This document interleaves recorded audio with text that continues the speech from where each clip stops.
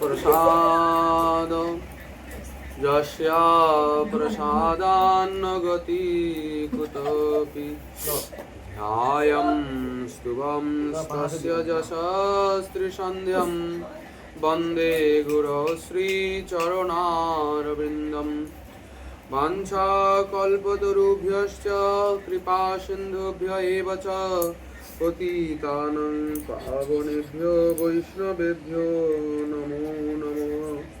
नमस्त्रिकालसत्याय जगन्नाथसुताय च सभृत्याय सपुत्राय सकलत्राय ते नमः। आजानुलम्बितभुजौ कनकावदातौ संकीर्तनैकपितरौ कमलायताक्षौ विश्वम्भरौ द्विजवरौ जुगधर्मपालौ वन्दे जगत्प्रियकरौ करुणावतारौ बर्हापीडं नटवरवपु कर्णयो कर्णिकारं बिभ्रद्भासं कनककपिशं वैजयन्तीं च मालं रन्ध्रान् वेणुराधरसुधया पूरयन् गोपवृन्दैर्बृन्दारण्यं स्वपदरमणं प्राविशद्गीतकीर्ति। हे कृष्ण करुणा सिंधु दीनबन्धो जगत्पते गोपेश गोपिकान्त राधाकान्त नमोस्तुते। तप्त कांचन गौरांगी राधे वृंदावनेश्वरी वृषभानुसुते देवी तां नमामि हरिप्रिये। वृन्दायै तुलसीदेव्यै प्रियायै केशवस्य च कृष्णभक्तिप्रदे देवी सत्यवत्यै नमो नमः। नारायणं नमस्कृत्यं नरं चैव नरोत्तमं देवीं सरस्वतीं व्यासं ततो जयमुदीरयेत्।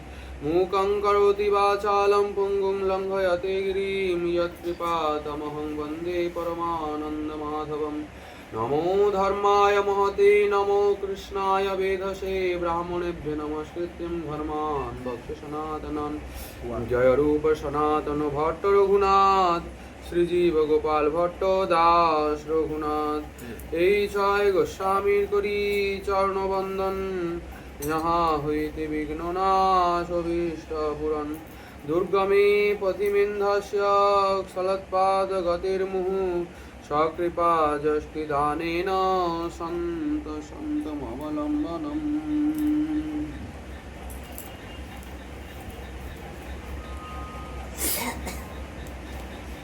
প্রভু কহে হেহ বাহ্য আগে কহ আর, রায় কহে জ্ঞান শূন্য ভক্তি সাধ্য সার। কলি পাবন অবতার সর্বাবতার সার শিরোমণি অখিল জীব বল্লভ প্রেম পুরুষোত্তম নদিয়া বিহারী শচীনন্দন গৌরহরির অত্যন্ত প্রিয় পরিকর বর্জ্য নিত্যানন্দ করুণা ঘনমূরতি গৌড়ীয় সম্প্রদায় আচার্য বড় কবিকুল মুকুটমণি কৃষ্ণ ভক্ত শিরোমণি পরম পূজ্য পাদ শ্রীল কৃষ্ণদাস কবিরাজ গোস্বামী চরণ তদীয় শ্রী শ্রী চৈতন্য চরিতামৃত মহাগ্রন্থ রত্নের মধ্যলীলার অষ্টক পরিচ্ছেদে পরিচয় দিচ্ছেন। প্রভু কহে ইহ বাহ্য আগে কহ আর, রায় কহে জ্ঞান শূন্য ভক্তি সাধ্য সার। এই ভক্তি প্রসঙ্গে নববিধা ভক্তির যাজন কি করে সুসেবন হবে এই বিষয়ে আমরা আলোচনা করে চলেছি। আমরা শ্রবণ কীর্তন স্মরণ অর্চন সম্পর্কে আলোচনা করেছি। এই অর্চন বিষয়ে আরো কিঞ্চিত আলোচনার অপেক্ষা রয়েছে। কি করে অর্চন সুসেবন হবে? তো প্রথমেই বলা হলো শ্রীবিগ্রহকে যেন শিলাবুদ্ধি না করা হয়। অর্চি বিষ্ণু শিলধি গুরুসু নরমতি।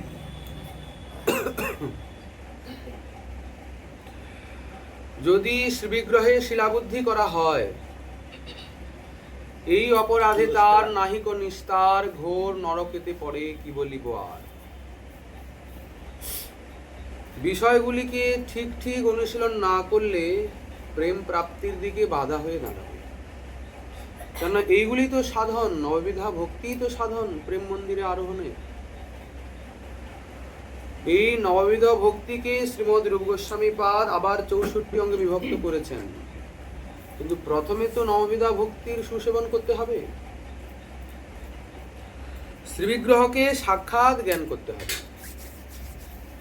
সাক্ষাৎ জ্ঞান না করলে সুসেবন হবে না। আচ্ছা দেখুন, শ্রীবিগ্রহ সেবা কিরকম করে সুসেবন হবে। যেমন করে এক পতি পত্নী একে অপরকে প্রচন্ড ভালোবাসে, খুব ভালোবাসে। সেই পত্নী পতি ছাড়া থাকতে পারে না। কিন্তু পতিদেব তো গৃহে থাকেন না, কিছু কর্মের জন্য তিনি বাইরে কোথাও যান, কর্ম করেন। কিন্তু পত্নী তো পতিকে ছাড়া থাকতেই পারেন না। পত্নী তো কোনো প্রকারে ছাড়বেন না। পতি বলছেন, হোক, দেখো, আমাকে তো যেতেই হবে। যদি উদরে ভোজন না থাকে তাহলে আর ভালোবাসা থাকবে কোথায়? খাওয়ার তো চাই, কিন্তু তোমাকে ছাড়া যে আমি মরে যাব, বাঁচবো না। বলো, হোক, একটু কষ্ট করো, একটু থাকো। পতিদেব তো চলে গেলেন। কিন্তু পত্নী পতির বিরহ সহ্য করতে না পেরে করলো কি, পতির একটা চিত্র করে যেভাবে পতির সেবা করতো সেইভাবেই তার চিত্রে সেবা করে। ঠিক তদ্রূপ কি জ্ঞান করে? পতি জ্ঞান করে সেবা করে। একটু শান্তি মেলে মনের মধ্যে। তা হলো কি, কিছুদিন পরে পতি ফিরলো ঘরে। এখন ছেলে বলছে, বাবা বাবা জানো, তুমি চলে যাওয়াতে মা কত কান্না করছিল। আচ্ছা, আর তারপরে তোমাকে না দেখতে পেয়ে, তোমার সেবা না করতে পেরে মার কি অবস্থা। মা তোমার একটা ফটো করে সেই চিত্রে তোমার যেভাবে সেবা করেছিল সেইভাবেই সেবা করছে। আচ্ছা, পতি যখন গৃহে ছিলেন তখনও সেবা করত, এখন পতি চলে যাওয়ার পরে চিত্রপটে সেবা করে। এই কথা শুনে পতিদেবের রাগ হবে না আনন্দ হবে? আনন্দ হবে। বলে, কেন? দেখো, এতটাই আমাকে ভালোবাসে, আমি যখন কাছে আছি তখন আমার সেবা করছে, এ আবার এমন কি বড় ব্যাপার? সেবা তো করতেই হবে। কাছে যদি থাকা যায় সেবা তো করতেই হবে, স্বামীর সেবা। কিন্তু সেবাতে এতটা আগ্রহ, স্বামী এখন কাছে নাই তবুও তার চিত্রপটে তার সেই মতো সেবা, আগ্রহের সহিত। বরং আরো সেবা এখন একটু আরো নিপুণতা বেড়েছে, কেননা এখন একটু বিরহ এসে গেছে। তুমি নেই কাছে, কবে তুমি আসবে, এই বিরহে উৎকণ্ঠায় সেবাটা আরো প্রাণ ঢালা হচ্ছে। পতিদেব দেখে অত্যন্ত সুপ্রসন্ন হলেন। এখানে ঠিক একই ব্যাপার। আমরা যখন শ্রী ভগবানের কাছে থাকবো সাক্ষাৎ রূপে, তখন তো সেবা হবেই, করতেই হবে। কিন্তু যদি বলা যায় উনি এখন সাক্ষাতে নাই কাছে, কিন্তু তাকে এভাবে তার চিত্রপটে, তার শ্রীবিগ্রহে আমরা ঠিক তার মতোই সেবা করছি, তাহলে তিনি প্রসন্ন হবেন কি না? দেখো, আমি সাক্ষাতে নেই ওর কাছে, ওকে মনে করতে হচ্ছে যে ও সাক্ষাতে আছে। ওটা সাধককে মনে করতে হচ্ছে যে ইনি বিগ্রহ নন, ইনি সাক্ষাৎ প্রভু, ওটা মনে করতে হচ্ছে। মনে না করলে ঘোর প্রত্যয় পায়, কিন্তু উনি জানেন উনি আছেন কিনা। কিন্তু উনি যখন দেখবেন যে দেখো আমাকে এতটাই ভালোবাসে যে আমি সাক্ষাতে থাকলে যেরকম সেবা হয় আমার চিত্রপটেও সেরকমই সেবা করছে। আচ্ছা, এখানে তাহলে বুঝতে হবে সেবাটা কেমন হবে। ওই যে আমরা ছোট থালা, ছোট গ্লাস, এই নিয়ম করে এই সব যে করি, এগুলোকে তো সেবা বলে না।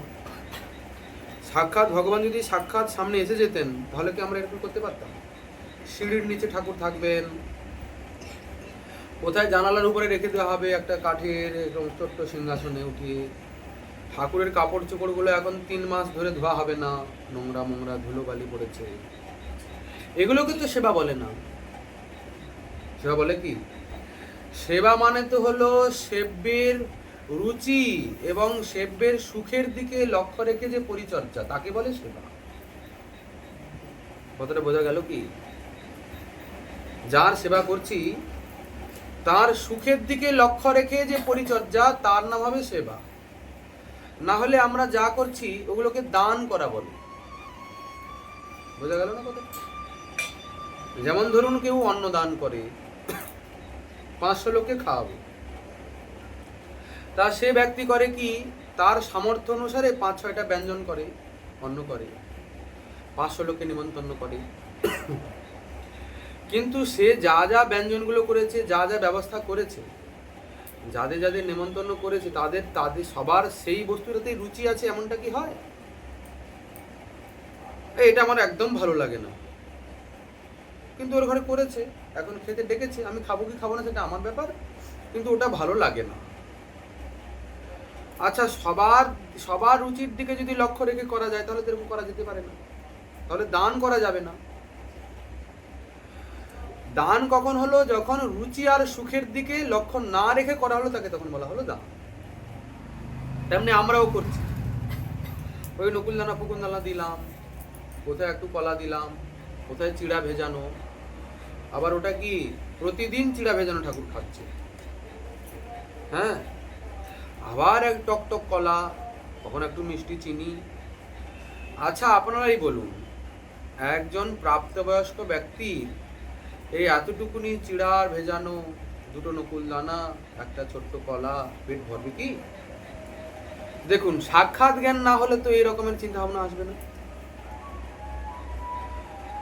এমনিতেও আমাদের হরিভক্তি বিলাসে রয়েছে যে শ্রী ভগবানের নৈবেদ্য একজন মানুষের পেট ভর্তি হতে পারে, এতটা দিতেই হবে। আর দ্বিতীয় কথা হলো, তিনি তো ভিভিআইপি পারসন, তার সেবাটা তো সব থেকে উত্তম হওয়ার দরকার। উনার সেবাটা সব থেকে উত্তম হওয়া চাই, কেননা উনার যদি উত্তম সেবা হয়, তাহলে জগৎ আপনি আপ সুখী হবে, প্রসন্ন হবে, উনি যদি প্রসন্ন হন। কিন্তু সমস্যার বিষয় হলো গিয়ে কি, আমরা সাধারণের জন্য, আমাদের জন্য উত্তম উত্তমগুলো রান্না করি, ঠাকুরের জন্য একটু চাল ডাল কলা দিয়ে একসঙ্গে বসিয়ে সিটি মেরে দিলেই একটা খিচুড়ি হয়ে গেল, ঠাকুরকে প্রাণায়াম সহ করা, চিনি আর নারকেল দিয়ে একটা মিষ্টি বানিয়ে ঠাকুরকে দিয়ে দাও, বাস হয়ে গেল। নাহলে মিষ্টির দোকান থেকে 4-5টা মিষ্টি কিনে আনো, ঠোঙায় থাকলো, একটা তুলসী পত্র ফেলে দিয়ে হাতের তালি বাজিয়ে প্রাণায়াম সহ করে দাও, ভোগ হয়ে গেল। বলছেন ওই রকম নয়। আবার অনেক সময় হয় কি, দেখা যায় কোথাও পায়েস রান্না হয়েছে, পরমান, এত বড় হাঁড়িতে করে পায়েস রান্না হয়েছে, খুব ভালো কথা। তো দেখা গেছে ও হাঁড়ি শুদ্ধ একদম ঠাকুরের সামনে এসে বসে দেওয়া, হাঁড়ি শুদ্ধ। আচ্ছা, আপনারা কি এরকম খান নাকি? এই কালো কালো একদম হাঁড়ি সামনে বসিয়ে রেখে, আর গরম তো গরম, একদম মুখে নাকে হাতে পায়ে পুড়িয়ে টুড়িয়ে ঝালিয়ে খাওয়া যায় কি? আমাদের খাওয়ার জন্য কত স্পেশালিটি, বড় আসনে বসবো, চকচকে ঝকঝকে পরিষ্কার থালা চাই, গ্লাস চাই, কি তারপরে আবার কি রান্না হয়েছে, সেখান থেকে যতটা প্রয়োজন ততটা নেব, আবার একজন পরিবেশন করবে, আর একটু যদি লাগে ব্যঞ্জন একটু চাই, একটু অন্ন চাই, জল চাই, সব সব উত্তম ব্যবস্থা আমাদের জন্য, আমাদের আত্মীয় স্বজনের জন্য, বন্ধু বান্ধবের, তারা ভিআইপি মনে করি। আসল ভিভিআইপি ঘরে বসে আছেন, ধরুন নকুলদানা খেয়ে, এগুলোকে তো সেবা বলা যায় না। আবার দেখুন, অনেকে করে কি, তোড়ঝোড় করতে গিয়ে আর একদম গরম, একদম উনুন থেকে নামিয়ে ঠাকুর সামনে বসে দিল, যা ওই একদম হাঁড়ি কড়াই নিয়ে। গরম দ্রব্যতে কখনো তুলসী দিতে নাই। আমাদের কেমন করে সুখ হয়? আচ্ছা, এই তো ঠান্ডার দিন আসছে, এবার আমাদের গরমের জল না হলে, গরম জল না হলে স্নান করাই যাবে না। ঠাকুরের কিরকম হবে? ঠাকুরের যেমন তেমন হলেই হবে। আহা হা, এটা তো সবার ক্ষেত্রে নয়। আদৌ ঠাকুরের স্নান হয় কিনা আমাদের সেটা আগে দেখতে হবে।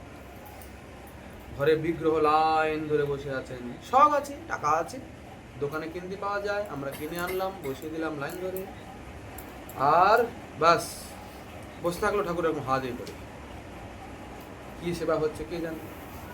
কিন্তু দেখুন, শাস্ত্র মহাজন বলছেন সেবায় বিগ্রহ মূর্তিমান হয়ে ওঠে, জীবন্ত হয়ে ওঠে, কথা বলবে। যদি আপনি তাকে সাক্ষাৎ জ্ঞান করে আর সেইভাবে একটা মানুষের যেরকম পরিচর্যা হয়, ভগবান টগবান বাদ দিন না হয়, আমরা একটা মানুষকে কি করে সেবা দেব সেটা ভাবুন তো। যদি সেটাও করেন তাহলেও অনেক।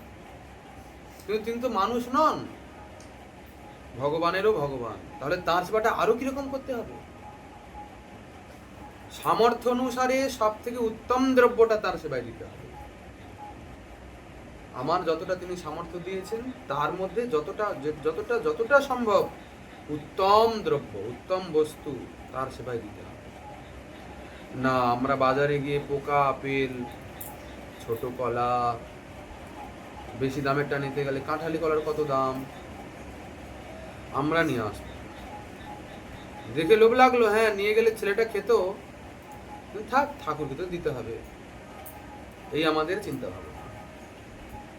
কিন্তু এসব সেবাতে তার প্রসন্নতা নাই। তাকে প্রসন্ন করতে হলে চাই পরিচর্যা। আচ্ছা, আমাদের তো ব্রজবাসীগণের আনুগত্যে ভজন, তা যদি তাই হয় তাহলে তারা কিভাবে সেবা করেছেন, পরিচর্যা করেছেন, সে বিষয়ে লক্ষ্য রেখে তো সেবাটা করতে হবে, নাকি নিজের মনে যেটা উদয় হলো সেইভাবে করবো, তাহলে তো আনুগত্য থাকলো না। আনুগত্য বিহীন ভাবে তো কখনো ভজন হয় না, সাধন হয় না। আর যদিও হয় মনে করেন তাহলে তাতে কোনোদিন সিদ্ধি প্রাপ্তি সম্ভব নয়। আনুগত্যেই ভজন করতে হবে। কার আনুগত্যে? ব্রজ লোকানুসারত, ব্রজলোকের আনুগত্য করতে হবে। মঞ্জরীগণ সখীগণ কেমন করে যুগল কিশোরের সেবা করছে, সেবায় কত তৎপরতা, এই বুঝে এক্ষুনি লাগবে এটা ঠাকুর, এই বুঝে এক্ষুনি এটা প্রয়োজন। আজকে কি লীলা হবে, কেমন করে ওনাদের সুখ হবে, আগের থেকেই জেনে যাচ্ছে, সেভাবে সেবা করছেন, পরিচর্যা করছেন। তো আমাদের এই সাধন দেহ তো একটু চেষ্টা করতে হবে। আমাদের মহাজনগণ সেবা পরিপাটির কত পদ পদাবলী প্রার্থনা সব রচনা করেছেন, সেগুলো পড়ুন, সেগুলো শুনুন, বাস তাহলে বোঝা যাবে কিরকম সেবা করতে হবে। সমেতে বাতাস দিব চন্দনাদি চুয়া, দেখুন কি করতে হবে। নাকি আমাদের জন্য এসির রুম আর ঠাকুরের জন্য হাত পাখাও নাই, হাত পাখা বিছবে কেউ? ঠাকুরের কি গরম লাগে? আবার ঠাকুর কোথায় আছেন? ওই টিনের ছাদ একদম উপরে, আর নিচে আমাদের গরম লাগে বলে ছাদটা ঢালাই করে দিয়ে নিচে এসি বসিয়ে চারদিকে আটিয়ে সাঁটিয়ে আমাদের আনন্দে আছি। ঠাকুর উপরে পড়ে থাক, সমস্যা আছে তো। এই দেখুন শ্রীমন মহাপ্রভু কেমন করে শ্রীমদ রঘুনাথ দাস গোস্বামী পাদকে গিরিধারী শিলা সমর্পণ করলেন। প্রভু কহে, এই শিলা কৃষ্ণের বিগ্রহ, ইহার সেবা করো তুমি করিয়া আগ্রহ। রঘুনাথ, এই শিলা কৃষ্ণের বিগ্রহ, এটা মনে করে তুমি আগ্রহ করে এর সেবা করো। এই শিলার করো তুমি সাত্বিক পূজন। কিরকম করবে? সাত্বিক পূজন করবে, অচিরাতে পাবে তবে কৃষ্ণ প্রেমধন। এক পূজা জল আর তুলসী মঞ্জরি, সাত্বিক সেবাই শুদ্ধভাবে করি। এক পূজা জল দেবে, তুলসী মঞ্জরি দেবে, দিয়ে সেবা করবে। তুমি তো বৈরাগী, ছিল তোমার রাজ্য সম্পদ, কিন্তু তুমি এখন ভিখারি, কোথায় পাবে তুমি উপাচার? তুমি এই জল আর তুলসী দিয়ে সেবা করবে। হোক, দুই দিকে দুই পত্র, মধ্যে কোমল মঞ্জরি, এইভাবে অষ্টমঞ্জরি দিবে শ্রদ্ধা করি। দুই দিকে দুপত্র থাকবে, মধ্যে কোমল মঞ্জরি থাকবে। দেখুন, তুলসী পত্রের থেকে তুলসী দলে প্রভুর বেশি প্রসন্নতা, আবার তুলসী দলের থেকেও তুলসী মঞ্জরিতে আরো অধিক প্রসন্নতা। এইভাবে তুমি সাত্বিক সেবা করো। আচ্ছা, এই আজ্ঞা দিলেন রঘুনাথ পীর। এখন স্বরূপ দামোদর গোস্বামী চরণ ওখানকার খাজা সন্দেশ একটা পূজা করে দিলেন, রঘুনাথকে দিলেন, এই নাও, এই সেবা করো। প্রভুর সদত্ত হস্ত গোবর্ধন শিলা, এত চিন্তি রঘুনাথ প্রেমে ভাসি গেলা। সাক্ষাৎ মহাপ্রভুর হস্তদত্তই শিলা, এটা চিন্তা করেই রঘুনাথ আনন্দে ভেসে যাচ্ছে। আবার সেবা কিরকম করছে, সেবা করতে করতে দেখে কি, সেবা কালে দেখে শিলায় ব্রজেন্দ্র নন্দন। এই দেখুন, শিলার মধ্যে সাক্ষাৎ ব্রজেন্দ্র নন্দন দেখা যাচ্ছে। কেন? সাক্ষাৎ জ্ঞান হয়েছে, ব্রজেন্দ্র নন্দন দেখা দিচ্ছে। রঘুনাথ প্রার্থনা করছেন,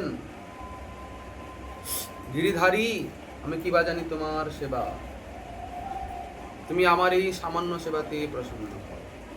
অখিলের নাথ তুমি হে কালিয়া, যোগীর আরাধ্য ধন। গোপ গোয়ালিনী হাম বিধি না জানি ভজন পূজন। পীড়িতি রসেতে ডালি তনুমন দিয়াছি তুহারি পায়। তুমি মোর গতি, তুমি মোর পতি, এই প্রাণ আন নাহি চায়। এই দেখুন কত প্রাণ ঢালা সেবা। এই শ্রীবিগ্রহের কাছে বসে এইসব মনের ভাবকে বলতে হবে, উদ্গার করতে হবে। সাক্ষাৎ মূর্তিমান হয়ে উঠবেন, কথা বলবেন। হ্যাঁ, বিগ্রহ সেবা যদি সুচারু রূপে হয় তবে চিত্তের বহু মলিনতা দূরীভূত হয়, ভাব প্রাপ্তির দিকে সাধক অনেকটা এগিয়ে যান। বিগ্রহ সেবা না করে কখনো কিন্তু ওই সেবা প্রাপ্তি সম্ভব নয়। বিগ্রহ সেবা সাধকের ক্ষেত্রে অপরিহার্য। তবে হ্যাঁ, যদি কেউ মনে করেন তাহলে পাথরের মূর্তি, পেতলের মূর্তি চাই, আমার কি চিত্রপটে তাহলে হবে? শ্রীমদ্ ভাগবতে শ্রীকৃষ্ণ বললেন 8 প্রকারের বিগ্রহ রয়েছে। ধাতু নির্মিত বিগ্রহ রয়েছে, মৃত্তিকা, চিত্রপটও এক প্রকারের বিগ্রহ, দারু নির্মিত বিগ্রহ। অতএব বিগ্রহে কোনো ভেদ নাই, সবকে এক জ্ঞান করেই সেবা করতে হবে, না হলে আপনার প্রেম নিষ্ঠার হানি হবে। কেমন করে? ওই যে বৃদ্ধ রাজা, তিনি দেখছেন যে আমার 4টা ছেলে, তার মধ্যে উপযুক্ত কি, কাকে আমি রাজ্য সম্পত্তি দেব। তো মহারাজ করেছেন কি, অসুস্থ হওয়ার নাটক করেছেন। এখন মহারাজ তো বিছানায় পড়ে রয়েছেন। তো হয়েছে কি, দীর্ঘদিন হয়ে গেল মহারাজ কোনো প্রকারই সেরে ওঠেন না। তো একদিন ছেলেরা মিলে যুক্তি করলো কি, দেখো ভাই, বাবা তো বোধহয় আর জাগবে না, উঠবে না, বাবা বোধহয় এই বিছানাতেই চলে যাবে। তাই বাবা যদি এরকম করে চলে যায়, তার আগেই তো বাবা থাকতে থাকতে আমাদের তো রাজ্য সম্পদ ভাগ করে নিতে হবে, রাজ্যটা পরিচালনা করতে হবে। চলো আমরা সবাই মিলে ভাগ করে নিই। তো 3টে ছেলে সম্মতি জানালো। ছোট বলছে, কেন, বাবা যতদিন আছে ততদিন আমাদের মাথার উপরে ছাদ আছে, আমরা কিন্তু এটা করতে পারবো না, এটা আমাদের ঠিক হবে না, তাহলে বাবার প্রতি এটা অন্যায়, অবিচার, অশ্রদ্ধা। বলে না না, বাবার কখনো কোনো প্রকারে উঠবে না। এইসব কথাগুলো কিন্তু মহারাজ শুনছিল বসে, এই যে কথা শোনার পরে মহারাজ জেগে গেলেন। মহামন্ত্রী ডাকলেন, মন্ত্রী তাড়াতাড়ি আসো, তাড়াতাড়ি করে রাজ্যাভিষেকের ব্যবস্থা করো, আমার ছোট কুমারকে আমি রাজ্য সম্পদ দান করব। বাকিরা বলেছে, কেন কেন বাবা, আমাদের তুমি তুমি তুমি কি করেছিলে, তুমি নাটক করলে নাকি? বলে, হ্যাঁ নাটক করছিলাম। বলে, কেন তোমার এইসব নাটকের ছলনা করার কি দরকার? বলে, দেখছিলাম আমি এভাবে মৌনব্রত অবলম্বন করলে আমাকে কে কতটা মানে, তারপরে তো যোগ্য হলে তাকে তো দেব। কে যোগ্য হলো তাহলে? ছোট পুত্রটা। দেখুন, শ্রী ভগবানও তেমনি মৌনব্রত অবলম্বন করে শ্রীবিগ্রহ রূপ ধারণ করে আছে, দেখছেন আমাদের উনার প্রতি শ্রদ্ধা কত। আচ্ছা, এই যে 32 প্রকারের নাম অপরাধ রয়েছে, সেবা অপরাধ রয়েছে, তার মধ্যে একটা আছে কি না, ঠাকুরের সামনে উচ্চস্বরে কথা বলা যাবে না, ঠাকুরের সামনে ঝগড়া করা যাবে না, কারো নিন্দা করা যাবে না, আচ্ছা, যদি আমরা মনে করতে পারি ইনি আমার বাড়ির, আমার গৃহের একজন সদস্য, সাক্ষাৎ তিনি আছেন আমার বাড়ির আরেকজন লোক, 5 জন, ইনাকে নিয়ে 6 জন, তাহলে উনার সামনে যেতে, উনার সামনে বিভিন্ন রকমের আচার আচরণ করতে সংকোচ সংগ্রাম হবে কি না? কিন্তু আমরা তো নির্বিবাদে সবই করি, তার মানে কি আমরা সাক্ষাৎ জ্ঞান করি না।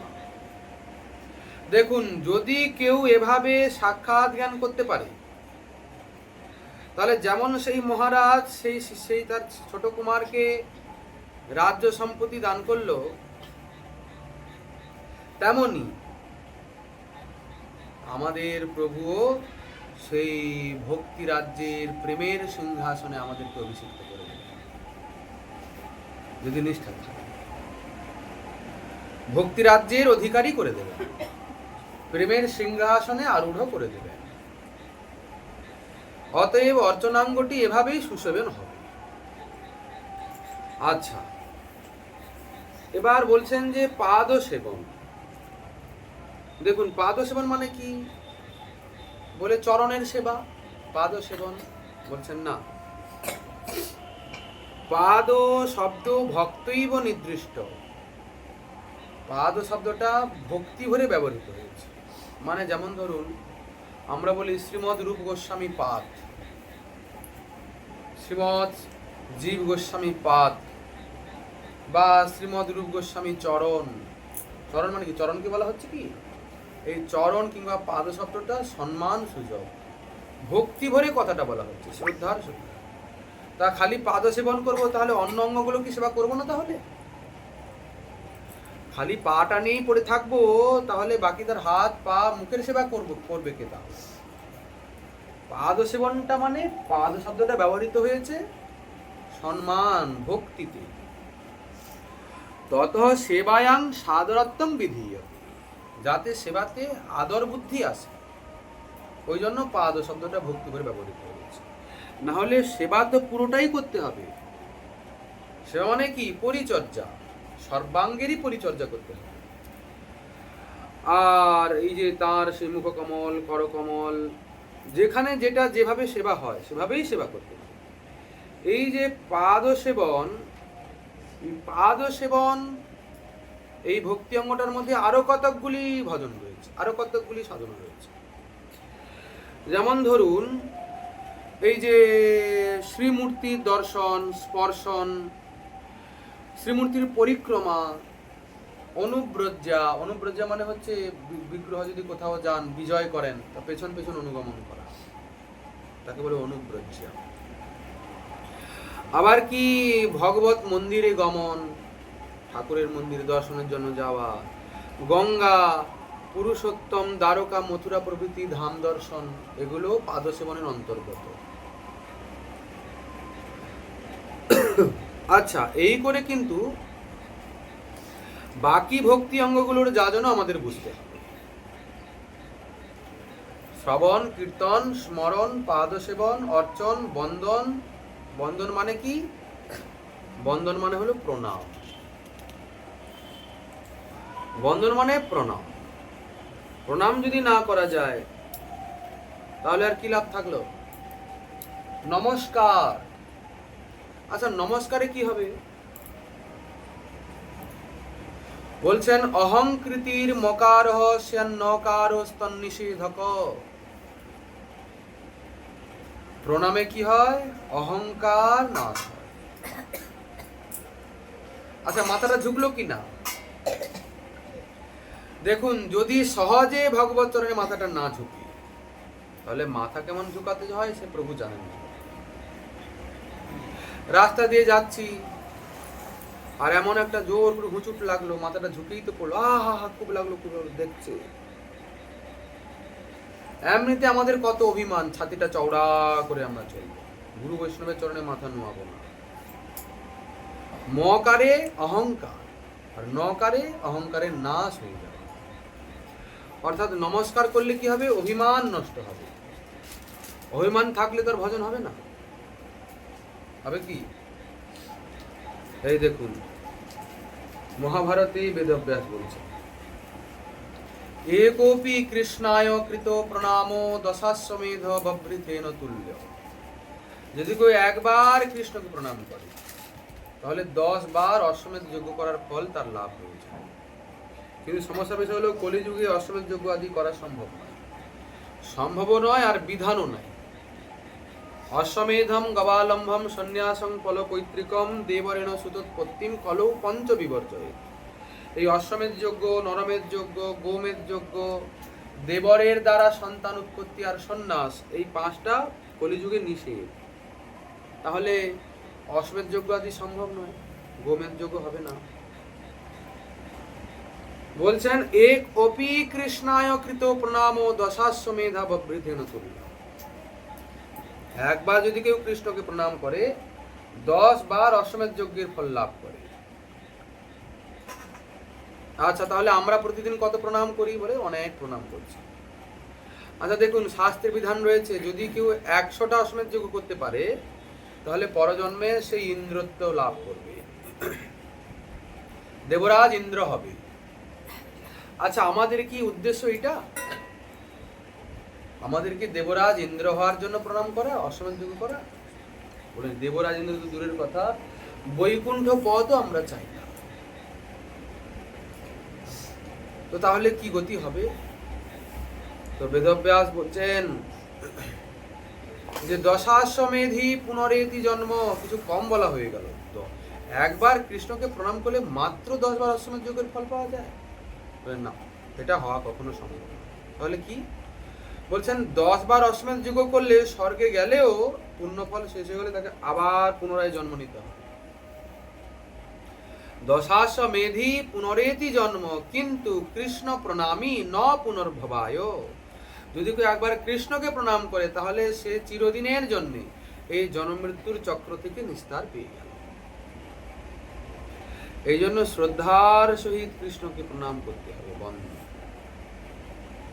ওর পরে তো ওই দাস্য সখ্য আত্মনিবেদন আদি রয়েছে, সব ভক্তি অঙ্গগুলোকে এভাবেই সুসেবন করতে হবে। তো রায় রামানন্দ বললেন জ্ঞান শূন্যা ভক্তি সাধ্যসার। কোন জ্ঞান শূন্যা? এখানে আর একটা তাৎপর্য রয়েছে। শ্রী ভগবানের 3 রকমের স্বরূপ রয়েছে। ভগবান স্তাবদ অসাধারণ স্বরূপ ঐশ্বর্য মাধুর্য তত্ত্ব বিশেষ। একটা তার স্বরূপ প্রকাশ, মাধুর্যের প্রকাশ, ঐশ্বর্যের প্রকাশ। স্বরূপ মানে কি? তিনি আনন্দময়, ওটা তার স্বরূপ। ঐশ্বর্য কি? অনন্য সিদ্ধ, অসমর্থ, স্বয়ং প্রভুতা। আর মাধুর্য মানে মাধুর্যম অসমর্থতয়া সর্বমনোহরম স্বাভাবিক রূপ গুণ লীলাদি সৌষ্ঠব।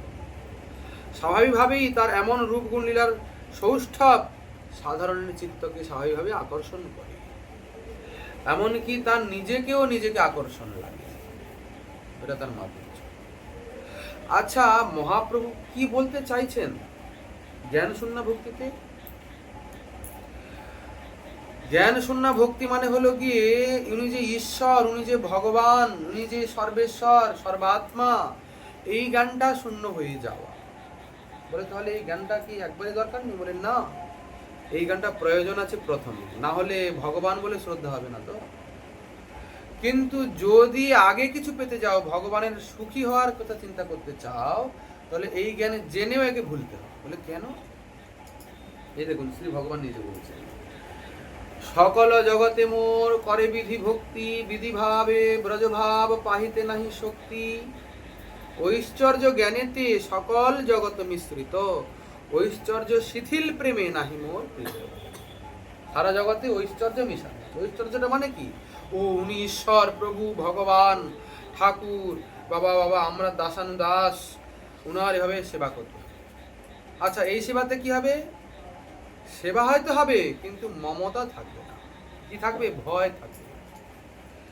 এই যে ঈশ্বর জ্ঞানে, ভগবান জ্ঞানে যে সেবা হবে, ওই সেবাটা আসে ভয় থেকে, শাস্ত্রের নির্দেশ মেনে, শাস্ত্রের শাসন মেনে। আমারে বড় মানে আপনারে সমহীন, তার প্রেমে বশ আমি না হই অধীন।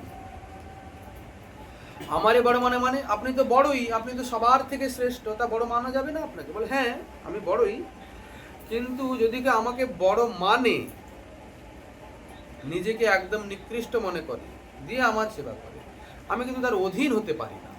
বলে তাহলে সে যে সেবা পূজা করে তা কি ব্যর্থ যায়? বলে না, সেবা সে করছে, তার কর্তব্য সে, যেহেতু সে দাসানুদাস, সে ফল পাবে, আমার কৃপা পাবে। যে যথা মাং প্রপদ্যন্তে তাং তথৈব ভজাম্যহম, যে আমার যেরকম ভজন করবে আমি তাকে সেরকমই কৃপা করব। কৃষ্ণ যদি ছুটে ভক্তে ভুক্তি মুক্তি দিয়া, প্রভু প্রেম ভক্তি না দেন রাখেন লুকাইয়া।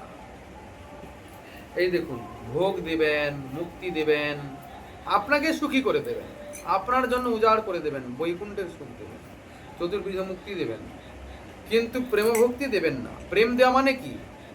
প্রেম দেওয়া মানেই নিজের অধীনত্ব স্বীকার করে নেওয়া। যাকে প্রেম দেওয়া হলো, প্রেমিকের কাছে নিজের বশ্যতা স্বীকার করে নেওয়া, বাস। বলছেন সরাসরি এই জন্য প্রেম দেন না। আচ্ছা, সেটা আসবে কি করে? বলছেন বিধি ভক্তিতে হবে না। সেটা কিরকম? আমারে বড় মানে আপনারে হীন,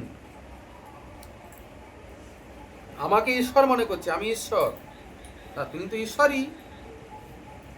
আচ্ছা, তাহলে তুমি কেমন সুখী হবে? না আপনারে বড় মানে আমারে সমহীন, সর্বভাবে হই আমি তাহার অধীন। যদি কেউ নিজেকে বড় মনে করতে পারে কিংবা আমার সমান মনে করতে পারে, তাহলে আমি সর্বতভাবে তার কাছে বশ্যতা স্বীকার করি। যেমন যেমন হলো মোর পুত্র, মোর সখা, মোর প্রাণপতি, এইভাবে করে যে বা মোরে শুদ্ধ ভক্তি। এই দেখুন কত বড় কথা বলছে।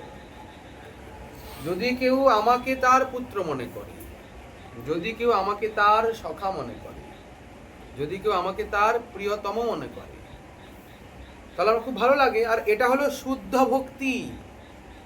আচ্ছা, শুদ্ধ ভক্তির ডেফিনেশন কি? বলে শুদ্ধ ভক্তিতে নিজের সুখী হওয়ার, নিজের ভালো লাগার কোনো গন্ধমাত্র সাধকের চিত্তে থাকে না, সম্পূর্ণটাই ইচ্ছা সেব্যের প্রতি চলে যায়, তখন হয় শুদ্ধ ভক্তি। আচ্ছা, মা সর্বদা চিন্তা করেন কি না শিশুর সুখে? নিজে না খেয়ে খাওয়ান। দেখুন, এটা কিন্তু প্রাকৃত জগতের সঙ্গে তুলনা করলে চলবে না। প্রাকৃত জগতে সব জায়গাতেই স্বার্থ রয়েছে, কিছুটা সাজাত্য আছে বলে দৃষ্টান্ত দেওয়া হচ্ছে, কিছুটা সাজাত্য আছে। যখন শিশুটা অত্যন্ত ছোট, তখন তো পূর্ণরূপে মায়ের কাছেই থাকে, মায়ের উপরে নির্ভরশীল। কিন্তু শিশুটা যখন বড় হয়ে যায়, তখন মা মনে করেন কি না এখন বড় হয়ে গেছে, কারণ এখনকার শিশুটা শরণাগতও নয়, তো এই জন্য মাও তাকে ছেড়ে দেয়। মনের ভিতরে একটু থাকে দয়া মায়া, যেভাবে ছোট অবস্থা ছিল এখন থাকে না। ছোট অবস্থায় শিশুটা পূর্ণরূপে মায়ের শরণাগত থাকার জন্যে মার প্রতিটা চেষ্টা শিশুটার সুখের দিকে। ঠিক তেমনি সখাদের প্রিয়তম প্রিয়তমার শ্রীকৃষ্ণ সুখের দিকে লক্ষ্য। বলছেন এটা হলো শুদ্ধ ভক্তি, এইটা আমার ভালো লাগে, আমি এভাবে তার বশীভূত হয়ে পড়ি, যেন সম্পূর্ণরূপে সে নিজেকে আমার কাছে উৎসর্গ করে দিয়েছে। মাতা মোরে পুত্র ভাবে করেন বন্ধন, অতিহীন জ্ঞানে করে লালন পালন। আচ্ছা, আমাদেরও তো সেই আগের কথা মনে পড়ে, মনে হয় যদি আবার সেই ছোট অবস্থায় ফিরে যেতে পারতাম, ওই মায়ের কোলে একটু বসতাম, মা খাইয়ে দিত, মা চুল আঁচড়ে দিত, মা জামা প্যান্ট পরিয়ে দিত, স্নান করিয়ে দিত, কত কত সুখের দিন গেছে। এখন মনের মধ্যে আসে কি না, কিন্তু হওয়া যায় না। দেখুন, শ্রী ভগবানেরও সেই ইচ্ছা, যদি আমার মা হয়, মা হয়ে আমাকে উদুখলে বাঁধে, তর্জন গর্জন করে, ছড়ি দেখায়। আচ্ছা, এগুলো আসছে কোত্থেকে? বলছেন সম্বন্ধ জ্ঞান থেকে, মমতা থেকে। আচ্ছা, মা কি কোনো প্রতিবেশীর ছেলেটাকে এরকম তর্জন করতে পারবেন? কেন? তার সঙ্গে কোনো সম্বন্ধ নেই, ইনার সঙ্গে সম্বন্ধ রয়েছে, সম্বন্ধ আছে বলেই মমতা রয়েছে। আর এই মমতা সম্বন্ধের অধিকারী এইসব শাসন করে চলছে।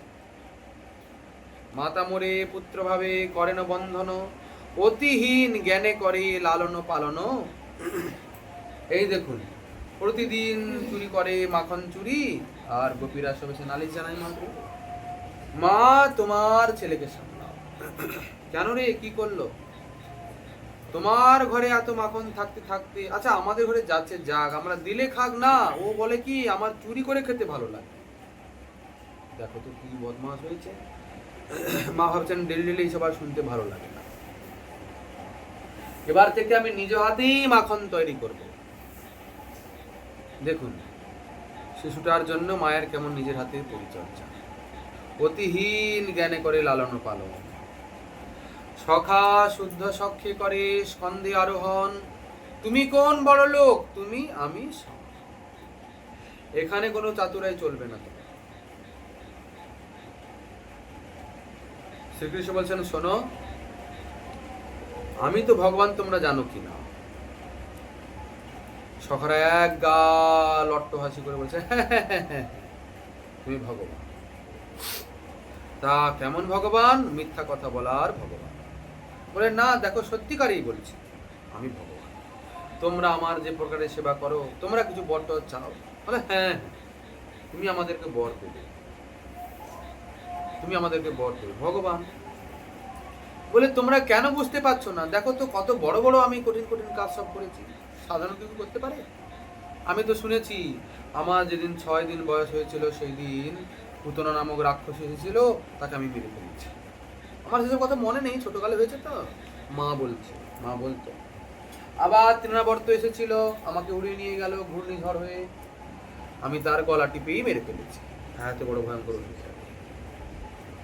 আর গিরিরাজ ধারণ তো করেছি তোমাদের সামনে, তোমরা তো জানোই। বলে সব জানি, তবু মানছো না কেন? বলে কোথায় মানছি না? বলে তাহলে তোমরা কিছু বর টর চাও? বলে হ্যাঁ চাচ্ছি, দাঁড়াও। এইভাবে কথা চলতে চলতে একজন সকাল এসে করেছে কি, আর ধাক্কা দিয়ে পেছন থেকে চুল টেনে শুয়ে দিয়েছে, ফেলে দিয়েছে। এই দেখো দেখো দেখো দেখো, ভগবানকে ফেলে দিয়েছে। কি অবস্থা হলো?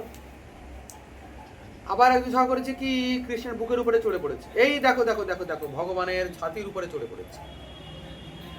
আবার একজন করছে কি, কৃষ্ণকে চট থাপ্পড় মারছে। দেখো দেখো, ভগবানকে মারছে। আরে তোমরা কেন বুঝতে পারছো না আমি ভগবান? দেখুন, ব্রজের বিশুদ্ধ প্রেম ঐশ্বর্যকে মানে না, স্বীকার করে না। এটাতে শ্রীকৃষ্ণের পরম আনন্দ হচ্ছে, কেন এখানে তিনি নিজেও আমি ভগবান এটা ভুলে বসে আছেন।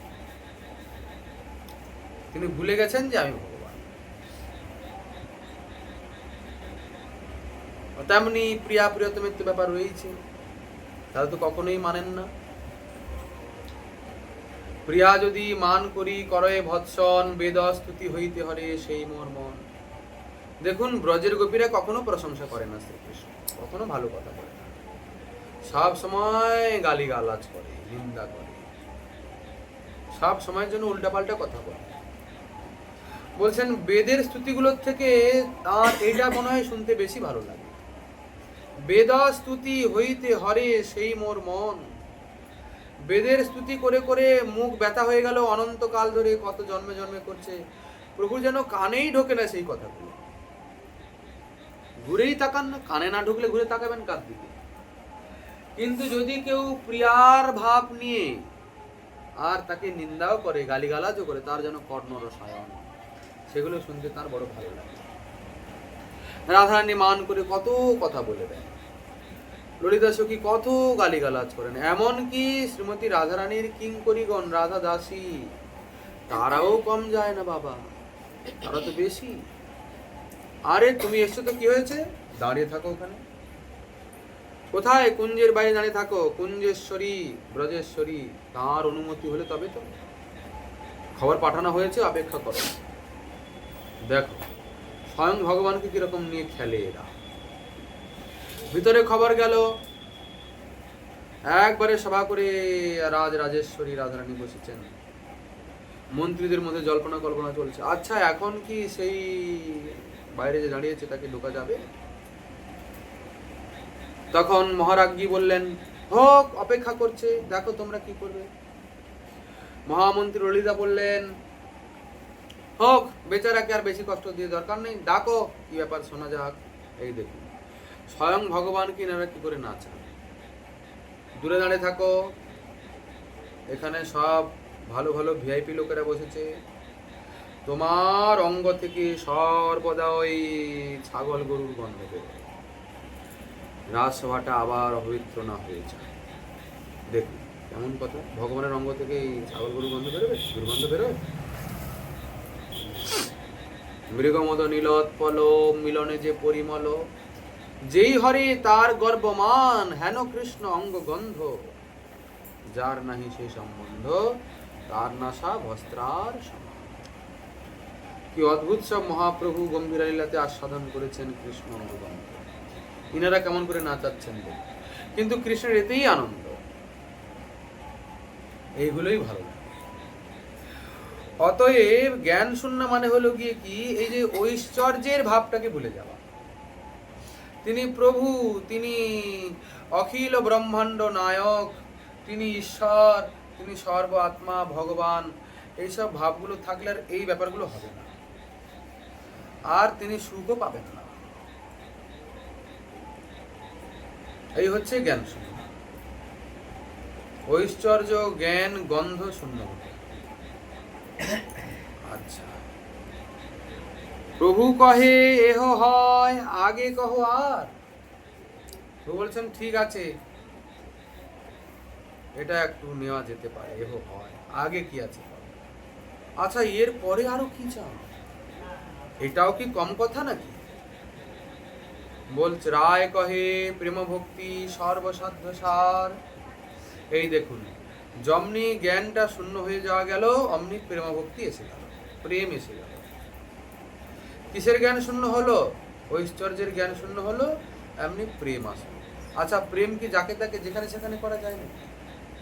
আগে তো সম্বন্ধ হবে, তারপরে তো প্রেম হবে, সম্বন্ধ গাঢ় হলে। যদি সম্বন্ধ টিকে থাকে, আচ্ছা, প্রেম ভক্তি সর্বসাধ্য।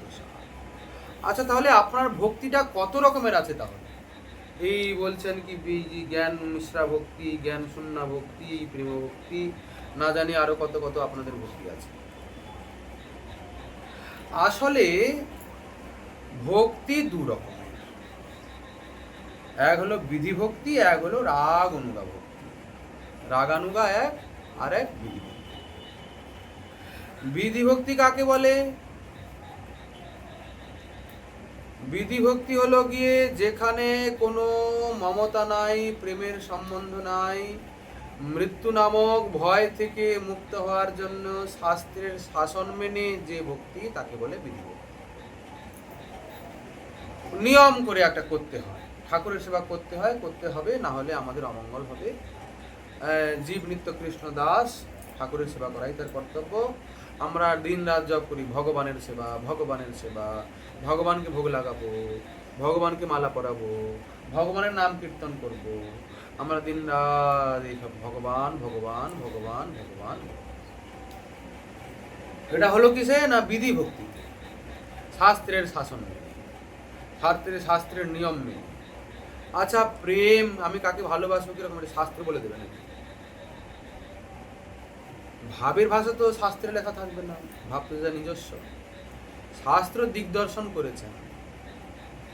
হ্যাঁ, ভগবানের সেবা ভয়ে পড়ে, সম্ভ্রম বোধে, এটাকে বলা যায় কি? বিধি ভক্তি। শাসনে নৈব শাস্ত্রস্য বৈধি ভক্তির উচ্চতে। আচ্ছা, তস্মাৎ ভারত সর্বাত্মা ভগবান ঈশ্বর হরি, শ্রোতব্য কীর্তিতব্যশ্চ স্মর্তব্য স্মেচ্ছতা ভয়ম। হ্যাঁ, শ্রীল সুখদেব গোস্বামী চরণকে উত্তরানন্দন পরীক্ষিত জিজ্ঞাসা করছেন, হে ব্রাহ্মণ, আপনি কৃপা করে বলুন, এই মৃত্যু নামক ভয় থেকে মুক্ত হওয়ার উপায় কি? এই যে উনার 7 দিনের পরে তক্ষক নাগ এসে দংশন করবে, তো উনি মরণ উন্মুখ, জিজ্ঞাসা করছেন যে মৃত্যু নামক ভয় থেকে মুক্ত হওয়ার উপায় কি বলুন। তার উত্তরে শুকমুনি বলেছেন, মরণ উন্মুখ কারা। তার পরিচয় দিয়ে শেষে বললেন, এই মৃত্যু নামক ভয় থেকে উদ্ধার হওয়ার উপায় কি? তসমাৎ ভারত এই সর্বাত্মা ভগবান ঈশ্বর হরি। কার হরি? হরি কিরকম? না হরি সর্বাত্মা, হরি ঈশ্বর, হরি ভগবান। উনার নাম গুণ রূপ লীলার শ্রোতব্য, শ্রবণ করবে, কীর্তিতব্যশ্চ কীর্তন করবে, স্মর্তব্য স্মরণ করবে, স্মেচ্ছতা অভয়ম তবেই অভয় পাবে। তার মানে কি? ভয় থেকে মুক্ত হওয়ার জন্য ভগবান ঈশ্বর হরির নাম গুণ রূপ লীলা শ্রবণ করতে হবে। তাই এখানে কোনো পরিচর্যা, কোনো সেবার মতলবই থাকলো না, কোনো ভালোবাসার কথাই থাকলো না, তাই কি না? আচ্ছা, তাহলে রাগানুগা ভক্তি কি? মহাপ্রভু বলছেন, সনাতন আমি তোমাকে ভক্তির লক্ষণগুলো বলছি। আচ্ছা, এই যে দুই রকমের ভক্তি, এটার কিন্তু যাজনের পদ্ধতি আবার আলাদা রয়েছে। সাধন ভক্তি, ভাব ভক্তি, প্রেম ভক্তি। ভক্তি কেন বলা হলো না, ওই ভাব প্রাপ্তির জন্য যে সাধনাগুলো করা হচ্ছে, যে কর্মগুলো করা হচ্ছে, তার জন্য বলা হলো সাধন ভক্তি। এই যে নববিধা ভক্তির যাজন, শ্রবণ কীর্তন স্মরণ বন্দন আদি নববিধা ভক্তির যাজনই হলো এই সাধন ভক্তি। আবার তাকে 64 ভাগে বিভক্ত করেছেন, তার মধ্যে যার যতটা হয়ে ওঠে। আবার দেখুন, গোস্বামীপাদ বলছেন, এক অঙ্গ সাধে কেহ সাধে বহু অঙ্গ, নিষ্ঠা হইলে উপজায় প্রেমের তরঙ্গ। এই নববিধা ভক্তির মধ্যে যে কোনো একটা ভক্তি অঙ্গকে মুখ্য রূপে অনুশীলন করার, যাজন করার চেষ্টা করতে হবে। ওই একটা ভক্তি অঙ্গেই পাওয়া যাবে। আমরা শুনেছি এই বিষয়ে, পরীক্ষিত, শুকদেব আদি কিরকম করে এক একটা ভক্তি অঙ্গ যাজন করে সিদ্ধি দিয়েছে। তাই এটা বিধি ভক্তির ক্ষেত্রেও আর প্রেম ভক্তি মানে রাগানুগা ভক্তির ক্ষেত্রেও একই সাধন পদ্ধতি। তো তা যদি একই হয়, তাহলে আলাদা সাধন ভক্তি আবার একই যদি হয়, তাহলে বিধি ভক্তি রাগানুগা ভক্তি কেন? বলে এটা হচ্ছে ভাবের কথা, যার যেমন ভাব তার সেমন লাভ। রাগানুগা মানে কি? রাগাত্মিকা ভক্তি মুখ্যা ব্রজবাসী জনে, তার অনুগত ভক্তি রাগানুগা নয়। রাগ মানে কি? প্রেম, অনুরাগ, ভালোবাসা। যারা ব্রজবাসী তাদের ক্ষেত্রে এই যে প্রেমটা অনন্য সিদ্ধ, তাদের হৃদয়ের সঙ্গে জুড়ানো, মেলানো, মেশানো, তাদেরকে কোনো সাধনা করে কৃষ্ণ প্রেম লাভ করতে হয় না। কৃষ্ণের প্রতি প্রীতি, কৃষ্ণকে লাগাটা, ভালোবাসাটা ওনাদের স্বাভাবিক ব্যাপার। কৃষ্ণের সঙ্গে সম্বন্ধ ওনাদের আত্মার সঙ্গে, কারণ ওনারা সব শ্রীকৃষ্ণের স্বরূপ শক্তির থেকে উৎপন্ন হয়েছে। আচ্ছা, তা আমরা তাহলে কি করব না, ওই যে যারা রাগ আত্মিকা, তারা যেভাবে সেবা করেছেন, উনাদের সেবা পরিপাটির দিকে লক্ষ্য রেখে সেবা করার লোভ, তাকে বলবে কি? রাগানুগা। কেননা এই বস্তু লোভ ছাড়া প্রাপ্তি হয় না। নান প্রচার কৃত পূজনমার্ত বন্ধু প্রেম নৈব ভক্ত হৃদয়ম সুখ বিদ্রুতম স্যাৎ যাবৎ সুজন্তি জঠরে জরঠা পিবাসা তাবৎ সুখায় ভবতু ননু ভক্ষ্যপেয়। আচ্ছা দেখুন, যতক্ষণ পেটে ক্ষুধা থাকে ততক্ষণ খাদ্যবস্তু সুখপ্রদ হয় কিনা? যদি পেটে ক্ষুধা থাকে তাহলে পচা অন্ন অমৃত লাগে। আর যদি ক্ষুধা না থাকে, গলা পর্যন্ত খাওয়া হয়েছে, তারপরে রাবড়ি, রসগোল্লা, মন্ডা মিঠাই দিলেও বলে কি, কোন দোকান থেকে আনা হয়েছে এটা? সেই দোকানের মিষ্টিটা তো ভালো নয়। ও হো হো, এটাতে আর একটু মিষ্টি দিতে হতো, ভালো লাগছে না তো। বিভিন্ন রকমের অজুহাত, আবেদন আছে। কেন? পেটে ক্ষুধা নাই না, ওই জন্য ভালো লাগলেও এখন তার সুখ হচ্ছে। তেমনি পিপাসার্থ ব্যক্তিরই জল সুখপ্রদ হবে, তাই কি না? যারা প্রচন্ড পিপাসা জলে প্রাণ যায়, সাধারণ জল দিলেই তার অমৃতের মতো মনে হবে। আর যার পিপাসাই নাই তাকে যদি অমৃত এনে দেওয়া যায়, একদম ইচ্ছা নেই তার পান করা। ঠিক তেমনই যদি হৃদয়ে অনুরাগ থাকে তাহলে ব্রজেন্দ্রনন্দন শ্রীকৃষ্ণ ভালো লাগে, তাকে ভালোবাসা যায়, না হলে তাকে ভালোবাসা যায়। আচ্ছা, এই বস্তু পাবো কোথায় তাহলে? কৃষ্ণ ভক্তি রসভাবিত মতি প্রিয়তাম কুতোপি লভ্যতে। এইরকম কৃষ্ণ ভক্তি রসে মাখানো ভক্তি মতি যদি কোথাও পাও তাহলে কিনে নাও। কুতোপি লভ্যতে, যেখানে পাবে সেখান থেকে কিনে নেবে। মতি তো, আচ্ছা মশাই, মতি যে বললেন, মতি কিনতে হলে কিছু অর্থ দিতে হয় না? মতি তো মূল্যবান জিনিস, আপনি আবার কেনার কথা বললেন, তা কিনতে হলে মূল্য তো দিতেই হয়। তা কোন মূল্য দিয়ে মতি কিনবো? বলছেন তত্র লৌল্যমপি মূল্যম একলম। একটাই মাত্র এই মতি কেনার মূল্য, আর জগতে কোনো মূল্য ওই মতি কেনার কাজে লাগবে না। সেটা কি? লৌল্যমপি, লালসা, লোভ রূপী মূল্য দিয়ে ওই মতি কিনতে হয়। আচ্ছা, তাহলে আমার খুব লোভ আছে, বলেন না, তা বললেও হবে না। জন্ম কোটি সুকৃতৈর ন লভ্যতে। এই লালসা কোটি কোটি জন্মের সুকৃতি থাকলেও লাভ হয় না এত সহজে। আমাদের শ্রীমৎ বিশ্বনাথ চক্রবর্তী পাদ বলছেন লোভ এব প্রবর্তক। এই যে রাগানুগা ভক্তি, এই লোভে প্রবর্তিত হয়। আবার বিধি ভক্তি এবং রাগানুগা ভক্তির অধিকারীও করে দিয়েছে। সবাই কিন্তু পারবে না, ইচ্ছা করলে সবাই ব্রজের ভক্তি করতে পারবে না, সবাই প্রেম ভক্তি করতে পারবে না, অধিকারী রয়েছে। তা আপনার এই বিধি ভক্তির অধিকারীকে কেনাপি অতি ভাগ্যেন জাত শ্রদ্ধস্য সেবনী। না, যদি কারুর শ্রদ্ধার উদয় হয়, অতি ভাগ্যে প্রগাঢ় শ্রদ্ধার উদয় হয়েছে, তিনি বিধি ভক্তির অধিকারী। কিন্তু প্রেম ভক্তিতে খালি শ্রদ্ধা হলে চলবে না। কি চাই না? তেষাং ভাবাপ্তয়ে লুব্ধ।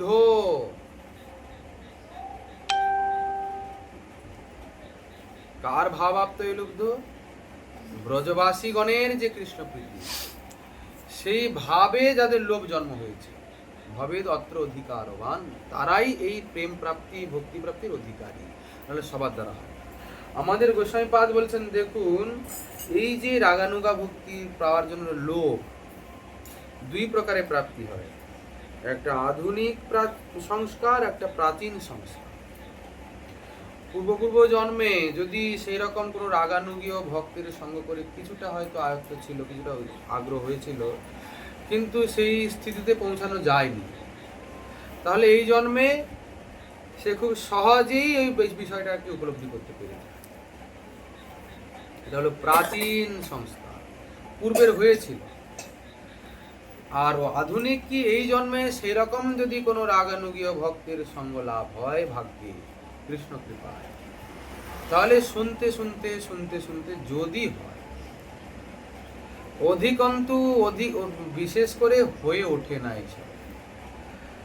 দেখবেন আপনারা এখন মহাপ্রভুর ভজন, মহাপ্রভুর প্রদত্ত উন্নত উজ্জ্বল রসাত্মিকা যে সাধনা, অনেকেই বলেন আমরা গৌড়ীয় বৈষ্ণব, গৌড়ীয় বৈষ্ণব, গৌড়ীয় বৈষ্ণব, আমরা মহাপ্রভুর ভক্ত, কিন্তু প্রায় 80% গৌড়ীয় বৈষ্ণব সব বিধি ভক্তির দিকে অগ্রসর হয়েছে, ঈশ্বর ভগবান এই করে তারা সেবা করছে।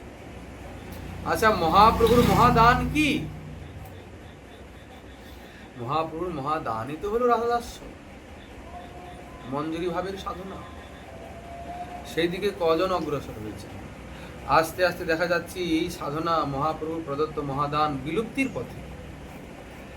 কেননা বোধগম্য না হলে, উপযুক্ত সেরকম রাগানুগীয় সাধু ভক্ত গুরু না পেলে কি করে হবে? আর আমরা তো এমন মনে করি, আমাদের তো অল্প বিদ্যা ভয়ঙ্করী, আমরা একটু কি ভাগবত পড়তে পেরেছি, একটু কি গীতা পড়তে পেরেছি, মনে করেছি যে সব জেনে নিয়েছি, আমার থেকে কেউ জানে না বেশি, আমি একদম সর্বেসর্বা। তা কিন্তু নয়। যতই গীতা ভাগবত পড়ুন না কেন, যতক্ষণ না আমাদের গোস্বামী বনের গ্রন্থের অনুশীলন করা হচ্ছে, ততক্ষণ উপলব্ধি হবে না, মহাপ্রভুকে জানা যাবে না। মহাপ্রভুকে ঠিক ঠিক বুঝতে গেলে চৈতন্য চরিতামৃত, চৈতন্য ভাগবত, ভক্তিরসামৃত সিন্ধু আদি গ্রন্থগুলো অবশ্যই অনুশীলন করতে হবে। রূপ সনাতন কৃত গ্রন্থ, নাহলে মহাপ্রভুই বোঝা যাবে না। আর দ্বিতীয় কথা, মহাপ্রভুকে বুঝে নেওয়াটাই শেষ কথা। মহাপ্রভুকে বুঝে নিতে পারলে কিছুই বোঝার বাকি থাকলো না, সব কিছুই বোঝা হয়ে যাবে ওর মধ্যে। হ্যাঁ, কেননা মহাপ্রভু রূপে যিনি এসছেন, তিনি কোনো সাধারণ কেউ নয়। তো যদি বলে কি কেন সাধারণ নয়, এই তো রাধা মাধবী, তো বলে হ্যাঁ রাধা মাধব, কিন্তু মহাপ্রভু হলেন প্রেম বিলাস বিবর্ত ঘন মূরতি। যুগল কিশোরের লীলা, যুগল কিশোরের বিলাস কোন স্তরে পৌঁছালে তবে গিয়ে প্রেম বিলাস বিবর্ত হয়, সে বিষয়ে আগে জানা চাই, তো সে বিষয়ে আগে অনুভূতি চাই। সেই প্রেম বিলাস বিবর্তে মহাপ্রভুর উৎপত্তি, বড় ভয়ঙ্কর ব্যাপার। তাহলে মহাপ্রভুকে জানলেই রাধা মাধবকে ঠিক ঠিক জানা যাবে, মহাপ্রভুকে জানলেই শেষের কথাটা বোঝা যাবে। অনেকে করেন কি, রাধা মাধবকে সরাসরি ভজন করেন, ওনারা কি পাবেন? সরাসরি কৃষ্ণ ভজন করেন, ওনারা তেমন কৃষ্ণকে, কৃষ্ণ মাধুর্যকে আস্বাদন করতে পারে। মহাপ্রভুকে আশ্রয় করে, মহাপ্রভুর দাসানুদাসের চরণের অনুগত থেকে রূপ সনাতনের গ্রন্থের অবলম্বনে তাদেরকে আচার্য করে তবে গিয়ে যদি মহাপ্রভুর যাজন করা যায়, তবে গিয়ে যুগল কিশোরকে বোঝা যাবে। এই তো আমরা বললাম, মহাপ্রভুকে জানা হয়ে গেলে আর কিছু জানার বাকি থাকে না। কেন না, সব অবতার সার শিরোমণি কেবল আনন্দ কন্দ। দেখুন, শ্রীকৃষ্ণকে কিন্তু সব অবতার সার শিরোমণি বলা হয়নি। এতে চাংশ কলা পুংস কৃষ্ণস্তু ভগবান স্বয়ং, তিনি স্বয়ং ভগবান, কিন্তু সব অবতার সার শিরোমণি এ কথা বলা হয়। কেননা শ্রীকৃষ্ণ তো একা, ও রাধারানী একা এদিকে, যদ্যপি আগে এক ছিলেন, কিন্তু এখন তো রসরাজ মহাভাব হয়েছেন কিনা। কিন্তু মহাপ্রভু কেমন? রসরাজ মহাভাব মিলে গিয়ে। আগে রায় রামানন্দই এই কথা বলবেন এই অধ্যায়ের শেষে। তিনি অবাক হয়ে যাচ্ছেন, আশ্চর্য হচ্ছেন যে সন্ন্যাসী ভিতরে একটা রহস্য আছে। এর যা হাব ভাব দেখা যাচ্ছে, কোনো সাধারণ সন্ন্যাসী বলে মনে হচ্ছে না। প্রভু, এক সংশয় মোর আছয়ের হৃদয়ে, আমার একটা হৃদয়ে সংশয় আছে, রায় রামানন্দ বলছে। তার কারণ কি বলো? কি সংশয় তোমার? পহিলে দেখিলু তোমা সন্ন্যাসী স্বরূপ, এবে তোমা দেখি মুই শ্যাম গোপরূপ। প্রথমে তোমাকে আমি দেখেছিলাম কি সন্ন্যাসী স্বরূপ, এখন দেখছি সন্ন্যাসী পন্যাসী আর নেই, এখন দেখা যাচ্ছে শ্যাম গোপরূপ। আচ্ছা, ব্যাপারটা কি বলো দেখিনি, এরকম কেন দেখা যাচ্ছে তোমাকে? আগে সন্ন্যাসী দেখা গেল, তারপরে আবার এরকম গোপরূপ শ্যাম বর্ণ দেখা যাচ্ছে। তোমার সম্মুখে দেখো কাঞ্চন পঞ্চালিকা, তার গৌরকান্তে তোমার সর্ব অঙ্গ ঢাকা। তোমার গৌরকান্তে, তোমার সামনে মনে হচ্ছে যেন কাঞ্চন পঞ্চালিকা, মানে কি? সোনার প্রতিমা, তার গৌরঙ্গ কান্তিতে তোমার সর্বঙ্গ ঢাকা হয়েছে, ভিতরে যেন মনে হচ্ছে শ্যাম রূপটা আছে। কি রহস্য এগুলো! তাহাতে প্রকট দেখি সবংশী বদন, তাহাতে আবার দেখা যাচ্ছে কি বাঁশি বাজাচ্ছে, সবংশী বদন নানাভাবে চঞ্চল তাহে কমল নয়ন, তোমার সেই কমল নয়ন চঞ্চল হচ্ছে, শ্যাম তো অস্থির। এই মতো তোমা দেখি হয় চমৎকার, তোমাকে দেখে আমার হৃদয় চমৎকার হচ্ছে। অকপটে কহ প্রভু কারণ ইহার, আমাকে কোনো কপটতা করবে না, ছলনা করবে না, এর কারণটা কি আমাকে বলো। রামানন্দ ধরে ফেলেছে। প্রভু কহে দেখো, এরকম কিছু না, কৃষ্ণে তোমার গাঢ় প্রেম হয়, অত্র তত্র সর্বত্র কৃষ্ণ তোমারে স্ফুরয়। কেননা মহাভাগবত দেখে স্থাবর জঙ্গম, সর্বত্র হয় তার শ্রীকৃষ্ণ স্ফুরণ। স্থাবর জঙ্গম দেখে না, দেখে তার মূর্তি। কার মূর্তি? ইষ্টদেবের মূর্তি। সর্বত্র হয় তার ইষ্টদেব স্ফূর্তি। তুমিও তো সেই মহাভাগবত, এজন্য আমি এই সন্ন্যাসী, তুমি আমাতেও তোমার ইষ্টদেবকে দর্শন করো। যুগল কিশোর তো তোমার ইষ্টকে দর্শন করছো। রাধা কৃষ্ণে তোমার গাঢ় প্রেম হয়, যাহা তাহা রাধা কৃষ্ণ তোমারে স্ফুর হয়। রায় কহে তুমি প্রভু ছাড়ো ভারী ভুরি, তুমি আমাকে এরকম লুকাতে পারবে না। রায় কহে প্রভু তুমি ছাড়ো ভারী ভুরি, মোর আগে নিজ রূপ না করিহ চুরি। তুমি আর নিজের রূপটা আমার সামনে চুরি করো না। আচ্ছা, প্রভু কিন্তু এখানে একটু ছলনা করতে চাচ্ছেন রায়ের মধ্যে, কিন্তু সহজে রায় প্রেমী মহাভাগবতী, তার মন কৃষ্ণ মায়া নারে আচ্ছা দিতে। মহাভাগবত তো কৃষ্ণ মায়াও সেখানে কাজ করবেন, বলে ফিরেছেন রায়ের মধ্যে। কি বলছেন? রাধিকার ভাবকান্তি করি অঙ্গীকার, নিজ রস আস্বাদিতে করিয়াছো অবতার। তুমি সেই ব্রজের শ্যাম সুন্দর। রাধারানীর ভাবকান্তিকে অঙ্গীকার করে সেই রাধারানীর ভাব মাধুর্যকে, শ্যামের ভাব মাধুর্যকে আস্বাদন করার জন্য তুমি নবদ্বীপে এসেছো। নিজ গুড় কার্য তোমার প্রেম আস্বাদন, আনুষঙ্গে প্রেমময় কইলে ত্রিভুবন। তোমার নিজের কাজ কি না, তুমি সেই প্রেম মাধুর্য আস্বাদন করবে, আর আনুষঙ্গিক ভাবে সেই প্রেম জগৎকে দিয়ে দেওয়ার জন্য এসেছে। হ্যাঁ, আপনি আইলে মোরে করিতে উদ্ধার, তুমি নিজেই তো আমাকে উদ্ধার করতে আসলে। এবে কপট করো, এ কেমন তোমার ব্যবহার? কেন এখন ছলনা করছো?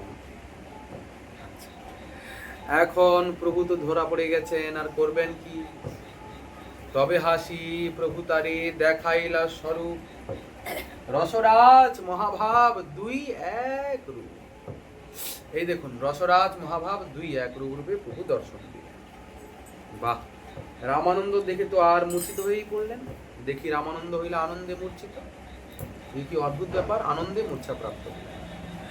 ধরিতে না পারে দেহ পড়িল ভূমিতে, আর অজ্ঞান হয়ে পড়েই গেলেন মাটিতে। প্রভু তারে হস্ত স্পর্শী করাইলা চেতন। প্রভু তাকে হস্ত স্পর্শ করে চেতন করালেন। সন্ন্যাসীর বেশ দেখি বিস্মিত হইল মন। আবার দেখছে কি সেই সন্ন্যাসী। এখন রায় ভাবছেন এ কি অবস্থা, সেই রাধা মাধব দেখেছিলাম, এখন আবার সেই সন্ন্যাসী। বিস্মিত হয়ে যাচ্ছে। আলিঙ্গন কলি প্রভু কইল আশ্বাসন, তোমা বিনা এই রূপ না দেখে অন্যজন। রায়, তুমি ছাড়া আমার এই রূপ আজ পর্যন্ত কেউ দেখে। কেমন রূপ ঠাকুর তোমার? বলছেন মোর তত্ত্বরীর রস তোমার গোচরে, অতএব এই রূপ দেখাইলো তোমারে। তুমি আমার সব তত্ত্বগুলো জানো, এই জন্য তুমি দেখবে। কি সেটা? গৌরঙ্গ গৌরঙ্গ নহে মোর রাধা অঙ্গ স্পর্শন। আমি আসলে গৌরঙ্গ নই, আমি তো কালোই। রাধারানীর অঙ্গ স্পর্শে আমি এমন হয়ে গেছি। গোপেন্দ্র সুত বিনা দেহ না স্পর্শে অন্যজন। রাধারানীর অঙ্গকে গোপেন্দ্র নন্দন ছাড়া কেউ স্পর্শ করতে পারে না। আমি সেই ব্রজের রাধা মাধব। হ্যাঁ, তার ভাবে ভাবিত আমি। কার ভাবে? রাধার ভাবে ভাবিত আমি। আত্মমন তবে নিজ মাধুর্য রস করি আস্বাদন। রাধারানীর ভাবকান্তি না হলে আর কি করে মাধুর্য আস্বাদন হবে? তার ভাবকে অঙ্গীকার করে আমি আমার নিজের মাধুর্যকে আস্বাদন করছি। তোমার ঠাই আমার কিছু গুপ্ত নাহি কর্ম, লুকাইলে প্রেম বলে জানো সর্বকর্ম। যদি আমি লুকানোর চেষ্টাও করি, তোমার যে প্রেম তুমি সব জেনেই নেবে। তো এই করে গুপ্ত রাখিও কাহা না করিও প্রকাশ, এ কথা কাউকে বলবে না। এই দেখো শ্রীমন মহাপ্রভু আসলে কি। অতএব শ্রীমন মহাপ্রভুকে ঠিক ঠিক না বুঝলে প্রেম ভক্তির তত্ত্বটাও বোঝা যাবে না। রাগানুগা ভজন কি জিনিস, রাধা দাস্য কি জিনিস। কেননা রাধা দাস্য তো মহাপ্রভুরই মহাদান। সখী ভাবের উপাসনা তো মহাপ্রভুর আসার আগেও ছিল, রাধা দাস্য ছিল। ওইটাই উন্নত উজ্জ্বল রসাত্মিকা ভক্তি। আচ্ছা, যদি শ্রীমন মহাপ্রভুর কৃপা হয় তাহলে আগামীকাল রইল আবার আস্বাদনের আকাঙ্ক্ষা। আজকের ভাগবতী কথা রাখা হলো এখানেই বিশ্রাম।